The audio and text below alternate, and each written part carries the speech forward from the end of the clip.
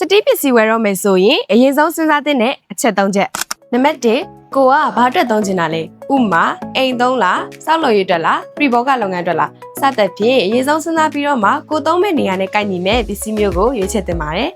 နံပါတ်2ကတော့ budget ပါနေအိမ်နဲ့အဆောက်အဦတွေအတွက်ရေရှည်ခံခဲ့မှုမျိုးကိုလိုချင်နေဆိုရင်တော့ budget ကိုမချွေတာပဲ quality ကောင်းတာကိုရွေးချယ်သင့်ပါတယ်ဒါပေမဲ့တာမန်လားစင်မိုးအတွက်ပဲဆိုရင်တော့ budget ကိုချိန်ဆပြီးတော့သုံးနိုင်ပါတယ်ဒီနေရာမှာတစ်ခုတတိထားရမှာကဈေးကြီးတိုင်းလဲ quality မပြည့်တာတွေရှိသလိုဈေးချိုတိုင်းလဲ quality ညံ့တာမဟုတ်ပါဘူးပေးရတဲ့ဈေးနဲ့ထိုက်တန်တဲ့ quality ဟုတ်မဟုတ်ကိုပဲသိချလေးလာကြည့်ချင်ပါတယ်နောက်ဆုံးချက်ကတော့ဘလို့ဆိုင်မှာဝယ်မှာလဲဆိုတာပါပဲ